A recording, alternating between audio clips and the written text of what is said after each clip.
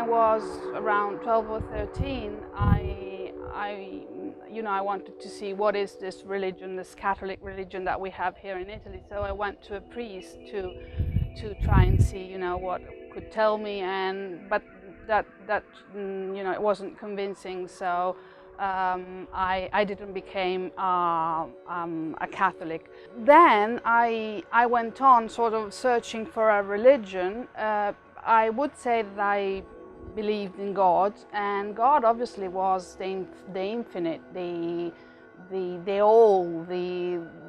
all the best, all the good, and but I felt I wanted to have to be able to have a right together with others, to worship together with others. So I started reading the ancient testament, the Torah, and all by myself. At a certain point, I decided, when I arrived here in Florence, I decided to try and go more into this, and so I went to the chief rabbi here and had some talks with him.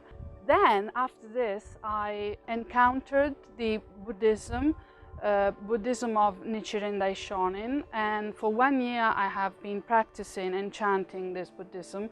At this very moment I have decided to have a break, because if I did the chanting through sound, I didn't find the time to meditate in silence. I feel that meditation in silence is really good for me, and so I'm trying to do that. For myself, I think it's basically God is everything and nothing.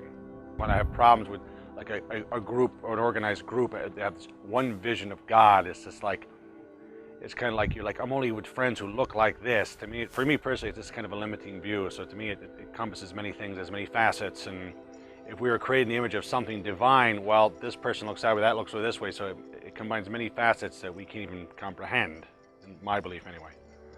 I believe that God, or the Creator, is an immense energy, a oneness of all things. It's love. It goes beyond words. It goes beyond our own comprehension, and it's just a magnificent power that's within us and throughout the universe. I would describe it as just love and nature. My belief of God came from my Catholic upbringing, which was basically that God is everything. And then as I got a little older studying mathematics, like in middle school or something, you hear how to solve a word problem is to take the word and make it into a mathematical equation. So God is everything. The word is means equal to. So if A is equal to B, then B is equal to A. So naturally, God is everything came, everything is God. Pretty much that's what I believe in, is it's mathematics, and God is his best creation because it's all of us, and we can do as we like and change the world in one way or the other, but we're all connected, and that's it. Well, I suppose the way I was raised with it, I wouldn't have felt it was my kind of higher power. It was a very strict Catholic upbringing, and people's mentality was very adverse around Catholic religion. But as an adult, I kind of know I need some kind of spirituality in my life. So I think it's going through experiences and things that would have happened growing up and as an adult would have changed my thinking around it, and kind of growing towards something more spiritual. And I'm a creative person as well. I like to paint, and I kind of find I can bring spirituality into that as well. I've got the romantic idea that God is everything that the Bible tells me. It's difficult to believe that these things are fact. But if you were to ask me, do I believe that there's something more than, if there is some type of a religion, if there's some type of higher power out there, I would agree. Because I do believe that there is something out there keeping us all safe and sound. What does God mean to me? Happiness and all the good things in life. Love and honesty, I guess. If there's enough love and happiness in the world, I guess that's what God is. That's my definition of God. As you know, I am playing puppet theater. there is a psalm which talk about Lord and our, and he said that he knows, the author of the psalm say that he knows everything. Hashem, the Lord knows everything about our wishes, about our thinking, about our willing, and so, which is more or less what puppeteer do with the puppets. So it's a very interesting situation, because I am created and I am creating also. So when I discovered the dimension of sky and Hashem, in Jewish language we call Lord Hashem, the name. So I became more humble, because I discovered that I'm not the only creator, but I was created in certain time. So my puppets became much more free than puppets of others which don't know that they were created. I would consider to be a higher power, also because I don't expect really to be able to understand anything about it. I'm just a human being, and I live in the world is a very big place with a lot of people in it, and I don't think really there's any way of describing God. Like I couldn't. Sometimes the concept of a father is put forward, but I don't even get that really. It's more like it's really something I can't describe. Sometimes I can feel it, but I can't really describe it at all.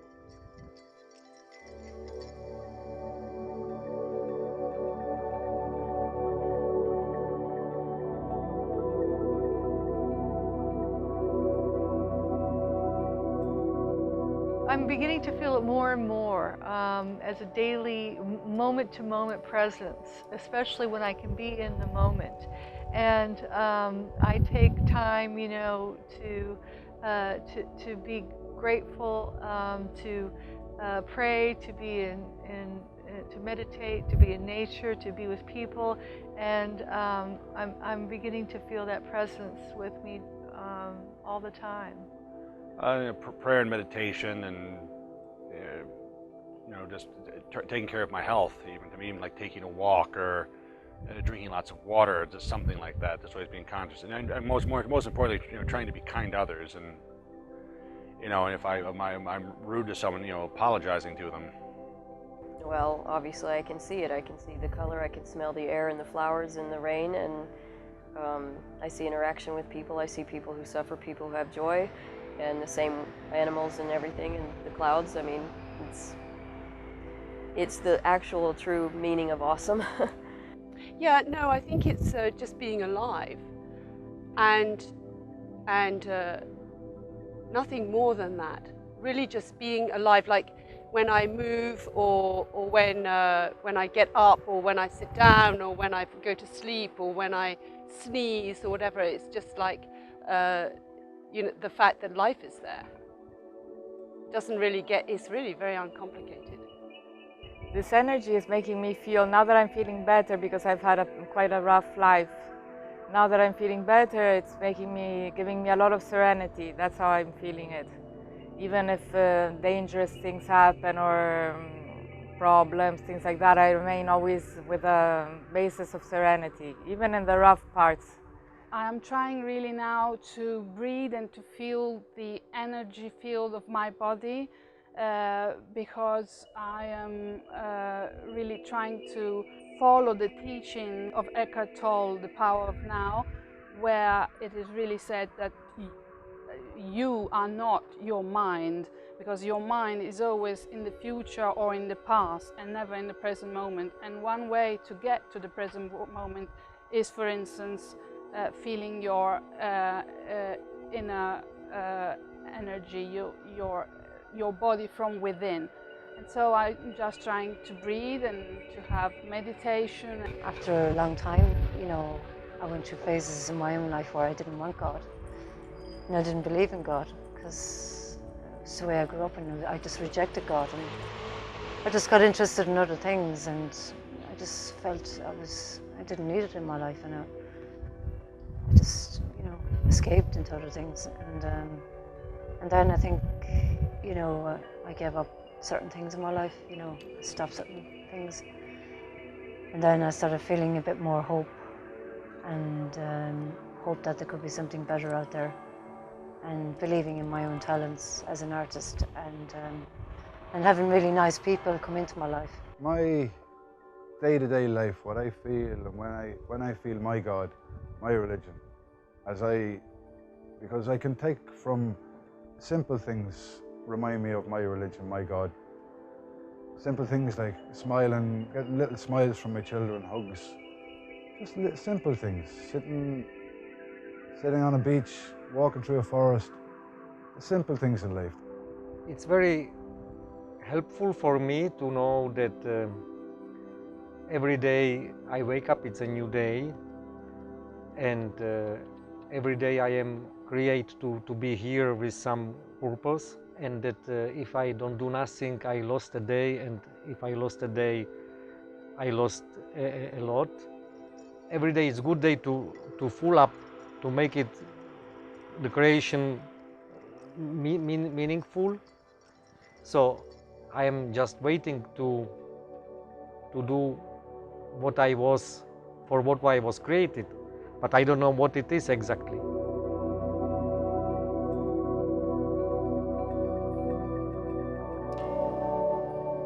I went to Medjugorje on a holiday with some friends, and I just found the people I was meeting there, the experiences they were having, and the stories they were telling me was really, it felt really strange, and it felt really extraordinary, if you want to call it. And I kind of saw things myself over there in the sky, like at a certain time of the day, and it was hard to describe what it was. It was like a roundy shape, and it was spiritual anyway, because the people at the top of the mountain said that this is something to do with the divine mercy. I've never experienced anything like it ever, and I don't discuss it with people, because they'll only say I'm on drugs, or I'm mad, or I'm suffering, or I'm traumatized. You know, they'll say so many different things. And the two girls I went with, you know, they obviously had answers or quests. They wanted to look for something in their lives as well, you know. And we saw the same thing, the three of us, but we both experienced it differently. And after that, I kind of felt hope in my life. There was one, but I didn't witness it. A friend of mine told me about it. I don't know if that counts, but anyway, she's a very serious person. And she told me that near Naples, in Positano, on the Amalfi coast, we were in a house that was supposed to be around there. They call them monacelli. They're kind of spirits that are slightly naughty, sort of. They do tricks on you and things like that. They can be even a bit nasty. And I was fast asleep during the night, and she saw a green light near my head. And in the morning, she told me what time. She asked me the time, and I said, well, my watch is being repaired. I don't have a watch. And she told me, but I saw a green light right next to your head all the time. I thought it was one of those modern watches. And probably that was one of these little sort of ghosts right near my head all night long. Yes, I've had quite a few, as having X-ray vision when I was young, and you know, I had the ability to see things before I was told that you know, you really shouldn't be able to see those things, and then I kind of stopped seeing them. But I've been traveled around the world with spiritual teachers, and we've had very unusual experiences where we've met people from different species, different planets, you know, and I know that you're not really supposed to talk about those things because they scare people, but I think the more people begin to open up to these experiences that they have, the more we'll realize that our reality is so much deeper, so much richer than what we've allowed ourselves to stay, you know, with blinders on, focused on. So yeah, I've had a lot of extraordinary experiences. This one, it's one of those. I wish to know this terrace, and now I am here, so it's a miracle, because I didn't know how to come, and you called me to come, so it's one of the miracles. when I was playing puppet theater daily, I was traveling a lot, and very often I was in very miraculous situations in highway or things like that.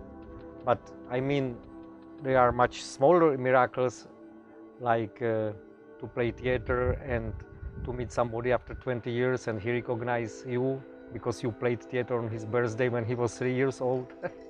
So this is all miracles. And I think also to wake up every morning it's small miracle, because the night is so huge, so infinitive, that you can lost in the night. Well, my life is, life is extraordinary to me.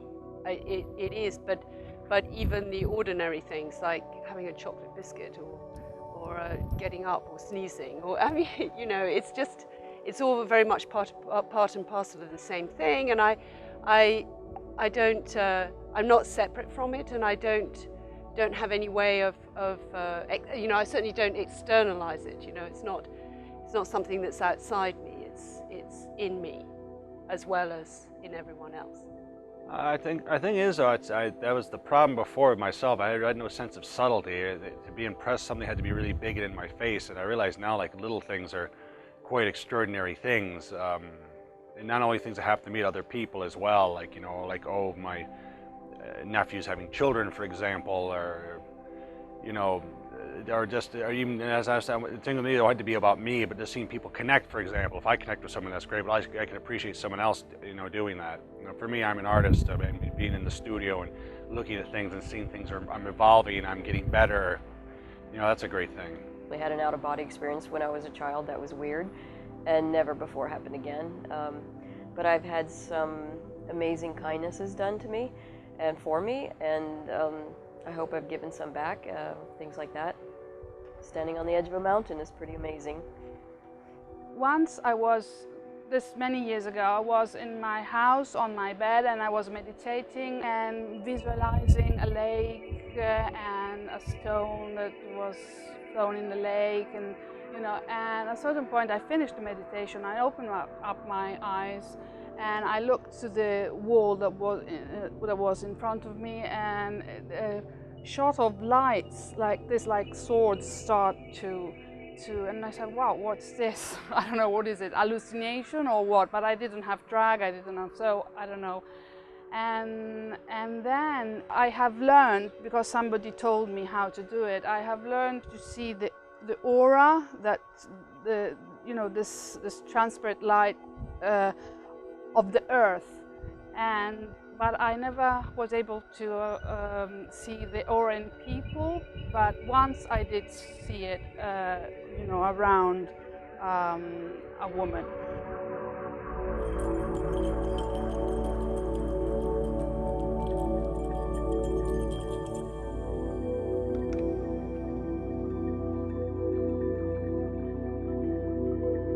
I don't really know how to answer that because it's a bit intuitive. Through breathing, through meditating. I like warm people, warmth between humans and between humans and animals. I'm very fond of the nature and ethically following a certain path also. I talked to someone. I think before those, I used to, when I had problems, I would just kind of vomit on everyone. Now I try to condense it a bit more, kind of like, well, if my tooth bothers me, I should go to a dentist. If my sink's leak, I should go to a plumber. If I have this particular problem, I should talk to a person who has some familiarity in that. But sometimes just to talk to someone. Meditation, prayer, walking in nature, being creative, painting, working on my creative projects, writing, being with people, just living and trying to be about life and being about my purpose, and also sleeping. I like to sleep. It's not a matter of connection, it's a matter of how I disconnect. If I live my life in an ordinary way, then I'm always connected. It's that sometimes ways of disconnecting present itself, and that can bring suffering and unhappiness. When I want to connect with the world, the energy of the world as I see it, I tend to take a little bit of time out for myself. Well, I suppose I tap into it if I go into a church, especially in Italy, because the churches are so amazing to look at and colourful, and I like to sit in there sometimes by myself and try and pray or something, or light candles, and I can feel something. To pray, it's helping you to go to dimension which is not the same which it's in the front for bread in the shop. So this is one. And the other one, it's, for example, when you bless things which you use, like from before I drink the glass of water, and we bless the glass of water before to drink, and it's help us to know that it's not only our merit to drink the water, but somebody create the water, somebody has a chance to make money to buy the bottle and give me with a gentleness to me, and the water which is going to my body, it's result of creation.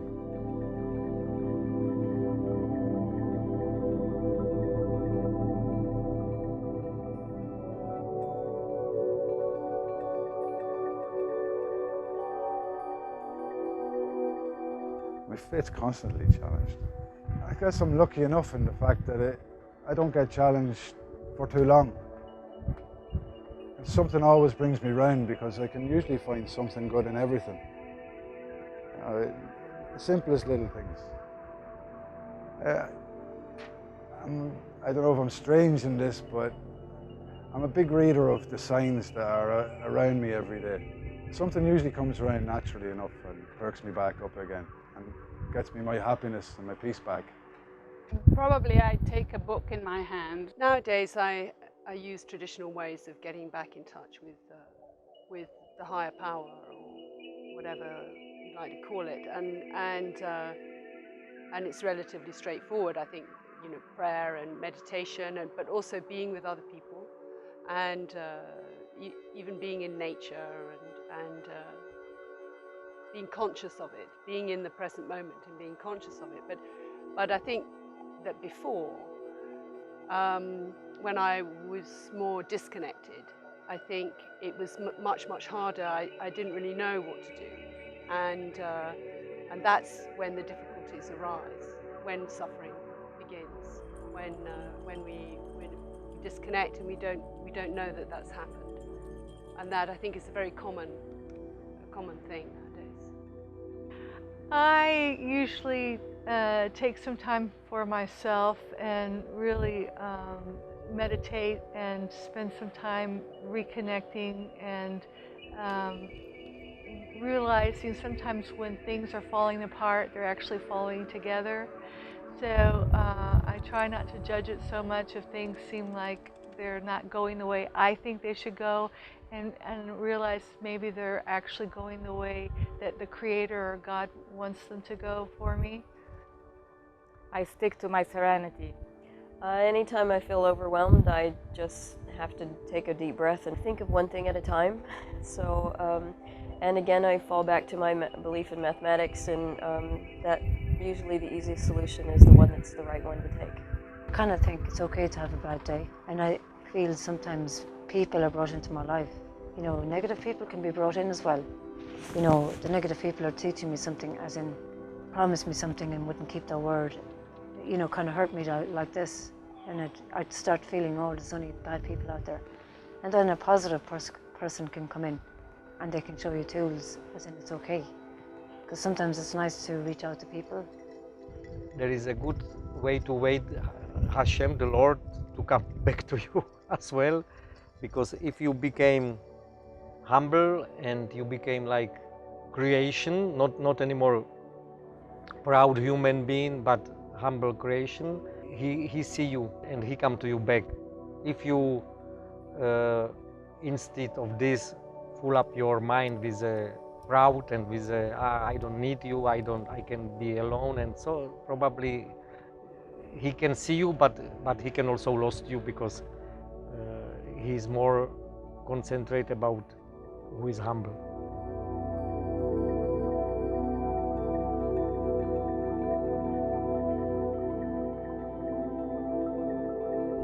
be of service to other people. The more I find out who I am, my true self, and really begin to practice who I really am with people and touch people's lives, the bigger of a difference I make on the planet. And I'm beginning to shift the energy on the planet to raise the consciousness, as are many, many people that are here working in that capacity. And I think it's to reach the highest spiritual level I possibly can in this lifetime. I think it's the same idea as like someone's idea of God. I mean, I think and once again, that's like almost like going back into the past or something. To me, it's just like, well, I'm here now, what am I going to do? Of course, I think the dilemmas of most people is we live in some past where things were better or something bad happened to us, which is why we're so scarred we can't live in the present, or we're so freaked out by the present, we'll think that in the future things will be better, or we're not functioning now because we're dreading some kind of imaginary future where something bad will happen. Perhaps it's just right that I should be here, and so for the rest of all of us. For some, I couldn't say exactly the reason, but I don't think it's a coincidence. It's kind of a scary question. That really scares me. I'd be kind of asking that question myself, what am I doing here, you know? Because I feel sometimes I'm afraid. Sometimes I might have a purpose, you know, or like I know I'm just a creative person, and I don't know what the next day is going to bring. And like I don't want to die either, you know. And it's like, I suppose it's just making the most of what your life can give you and what you can give back, I suppose. Possibly to be of service of others, probably to be a mother for my son. I believe we're here on earth to create good energy. The world, I believe, is built on energy. It's a mass of energy. Let it be negative or positive. And it's up to us to charge it with the positive energy. The more positive energy we can put into the world, the better it will be. That's my belief anyway. It's a question which I give to myself very often, and there is no answer, I think. Let's say that I believe that I am here to do more good things than bad things, and the real purpose of my staying I am looked for. I believe I'm here on earth because of what I see and the fact that I'm, you know, I can feel my weight standing on my feet. I'm a little bit kind of concrete about that. I think there just seems to be proof, and I guess in that way I use my logical mind to tell me that I'm here and that I exist. And if you mean, which I think maybe you do, that I have some higher purpose or other, I mean, I hope we all do, but I wouldn't know what it is. And maybe we just have to wait and see.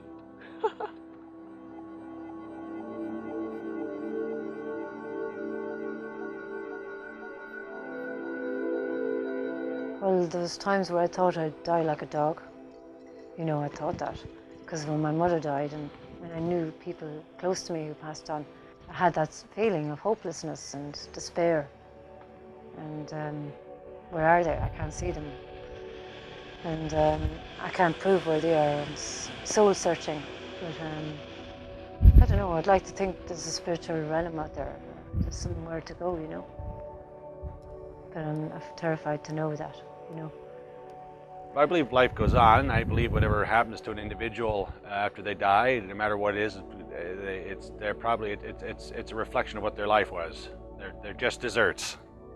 I believe in reincarnation. I believe that we have a kind of resting time, and then either in an animal or in another person, we are reborn. And my children have already said that they want to be reborn with me. So they've booked their place already. The energy probably changes, but I don't know what it does. I'm not really sure why. I mean, it's interesting to question everything, but some part of me doesn't understand why people put so much into the idea of a heaven or an afterlife, because this life is exactly what we make of it right now, and I think we can do amazing things, and we actually know it's here right now. And just hope that whatever comes next is something that is beautiful too. I think there's many possibilities depending on where the person is at. I mean, I think there definitely is a level, you know, where if you're very negative, you go to that very negative place, which would, you know, be called hell. And then there's a very joyful place called heaven. And I think there's also a graduation that is like a nirvana, or a graduation from planet Earth, where you move on and you get another assignment. I do believe that you come back until you graduate, so you have to keep repeating your lessons until you finally get it right, like Groundhog Day. But when you do get it right, you get a major upgrade and a great new assignment. The body go to the powder because it was once powder, so it will be again powder, and the soul come up and waiting Mashiach, waiting the Messiah. And when Messiah will come, and I wish to everybody that it's today afternoon or to tomorrow morning, we will come back, and the death will disappear like it was with Adam and Eve in Eden. And then once this will disappear, we will be all vegetarian or vegan or whatever, and we will be here for all the time, and it will be a really hard job to be here for a long time. So probably we are not still ready to be so long here, so we have a limit. And once we will grow up enough to not to have any more so much doubts about our life, we will be able to stay here forever. Probably, you know, my body will disappear, and my soul, my being, my eternal being will go back to his source. I don't know exactly, really. I don't think really anything happens when I die. I think that life goes on, and you know, this version of me won't be here, but I don't think anything happens. In fact, I know that nothing happens because people I know have died, and I know that everything just carries on.